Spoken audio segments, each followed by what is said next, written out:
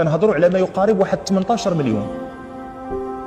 يعني السيدة ملي جات عنده قال لها هاكي 18 مليون وتخلين بيني وبين نفسك. بعض بناتنا تبيع نفسها في المعصية بالمجان، غير حيت الكليب فيديو والنشاط وبغات تعيش، زعمت مسكينة قال لك حقا بغات تعيش الحب والسعادة وكذا إلى آخره. سميتو الزنا وحرمه الله، وقال عنه سبحانه وتعالى إنه كان فاحشة وساء سبيلا. سميوا الأشياء بأسمائها. ما تقولش عايشين قصة حب، عايشين قصة معصية فوق أرض الله عز وجل، وتستعينون بنعم الله على معصيته، والناس يستعينون بنعم الله على طاعته. لا راه ما لقيتش كيفاش، كل لقيت كنت تزوجت بها، ولكن حنا دابا راه دايره بحال مرتي، سميتها بحال مرتك، يعني ماشي مرتك، يعني انت وياها في الحرام. لا راه خطيبتي باقا ماشي مرتك، راه جاو دارنا وخطبناها من عند بوها ودخلنا وكذا الى اخره، باقا ماشي مرتك. هذا اللي خطيبته، فما بالك اللي باقا كتقرا معاه، وما بالك اللي ما كتقرا معاه ما هي بنت دربهم تعرفوا تتعرفوا في التليفون. سميتها علاقه غير شرعيه، وسميتو زنا، وما سميتوش حاجه اخرى، وما نبقاوش نكذبوا على بعضياتنا. وغيلعب مع الاولى ويلعب مع الثانيه ويلعب مع الثالثه، ونهار يبغي يتزوج غيمشي عند امه يقول لها شوفي لي بنت الناس، بحال الاخرين راه بنات شي حاجه اخرى ماشي بنات الناس. ايا كلك بجوج كلمات بنتي، راه الشيطان تيهضر. نوتين بعد الاذان ان شاء الله. فقلنا لما ألمت بها سنة من السنين جاءته تريد مالا فراودها عن نفسها واستغل الفرصة.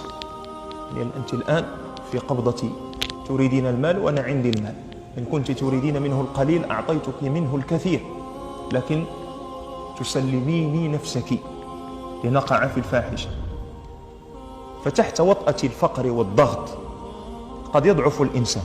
هذا لا يبرر، اسمعني مزيان، هذا لا يبرر له معصيته، لكن من باب الشرح والتفسير قد يكون مثل هذا الضغط قد يكون مفسرا لبعض المعاصي التي يقوم بها الناس. يعني مجموعة من الأمور اللي كتخلي أن الشباب يخرجوا في علاقات غير شرعية، من بيناتها أن بعض الآباء ولاو تيزيروا في المسألة ديال الزواج، والمغريات ولات كثيرة، فلو الدراري تيمشيو يلتجئوا للحرام. هذا لا يبرر لهم الوقوع في الحرام، وخا الدنيا كلها تفسد تبقى انت واقف خلاص، ولا طاح الواحد يعاود يرجع. باب التوبه مفتوح، لا غيجي معنا ان شاء الله تعالى باب التوبه مباشره وراء باب النيه، لكن هذا لا يبرر. المهم وان السيده ضعفت. قال فلما قدرت، حتى اذا قدرت عليها. وفي روايه يعني ماشي قدرت عليها غير دخلت انا وياها الدار وكذا وصافي ومن بعد قالت لي اتقي الله، لا، في روايه قال حتى اذا كنت بين شعبها الاربعه. وفي الروايه اللي كاينه عندنا احنا، الروايه الاخرى التي ذكرها النووي هنا ساقها في الصحيحين، حتى اذا كنت بين رجليها، يعني لم يبقى لا بينه وبين الوقوع بها في الفاحشه ويكون منها كما يكون الرجل من زوجته لا شيء، والو ما بقى والو.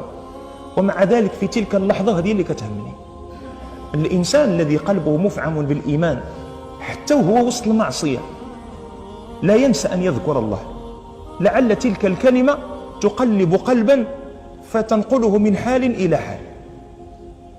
في ذيك اللحظة قالت ليه اتق الله، ذكرته كما هو كانت له قدرة وسطوة عليها، ذكرته بالذي له أكبر قدرة وأكبر سطوة عليه.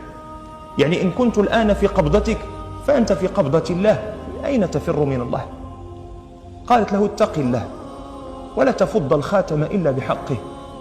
يعني إذا بغيتي قاعد تكون بيناتنا هذه العلاقة الجنسية وكذا فلنجعلها تحت غطاء الشريعة، أجي نتزوجوا، تزوج بي وديك الساعة أمكنك من نفسي. الذي أقامه ليس العرض الذي قدمت له وهو عرض الزواج، أن كان يمكن أن يتزوجها قبل ذلك. الذي أقامه هو عرض التقوى، ماشي الترغيب، إنما الترهيب. هو اللي وقف هذا السيد هذا. هذه كلمة اتق الله ما سمعهاش بودنه، سقطت في قلبه. ها علاش ناض؟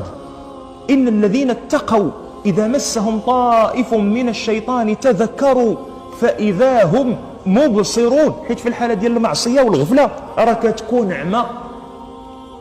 يا كتشوفوا بعض المرات وليداتنا وبنيتاتنا ملي كيكونوا مساكنوا واقفين في شي بلاصة ما هياش، كتلقاهم واقفين في البلاكة ديال الطوبيس في المحطة ديال الحافلة، وقفوا وياها كيتسناو الحافلة تجي، والمحبة والمشاعر والله على شنو المسلسلات اللي كيعيشوهم في ديك اللحظة، كيبان لك واقفوا وياها بحال واقفين في دارهم.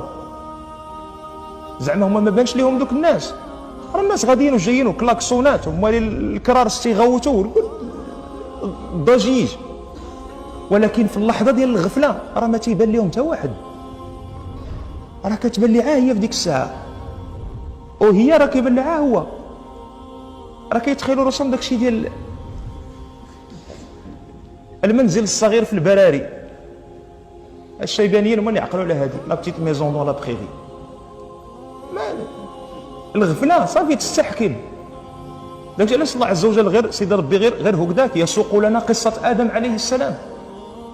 ادم خلقه الله بيده ونفخ فيه من روحه وعلمه ما لم يعلم الملائكه، واسجد له ملائكته واسكنه جنته وخلق له زوجا من نفسه وكلمه الله عز وجل مباشره بدون حجاب ولا ترجمان ولا شيء. هذه الكرامات كلها، ومع ذلك من اللي وقع في الغفلة وعصى آدم ربه فغوى. على شجرة الشجر اللي دار عندك انت راه الله يصلح، استغفر الله. واش تفهمنا؟ إذا هذه المسألة هذه اللي قالت لي اتق الله، صافي السيد وقعت كلمة التقوى في قلبه. قال فقمت عنها ولا زالت أحب الناس إلي. راه ماشي قمت عنها وأبغضتها كرهتها، لا، قمت عنها ولا زلت أشتهيها. هذا القلب هذا ايش من إيمان كان فيه في ديك اللحظة. واحد فينا احنا تقول لي العبس اتقي الله اتقي الله، تي راه 18 مليون ناشرين فيها، حتى اتقي الله اتقي الله ايوا. ولكن في ديك اللحظة اتقي الله وقفته، حيت كانت ما وقعت من قلبه بمكان. وهذا هو القلب اللي كيكون كيستجب. انما يستجيب الذين يسمعون ماشي بودنهم، بالقلب. اما الاخرين والموتى يبعثهم الله يصلح الحال. اللي ما يسمعش بقلبه ميت هذا.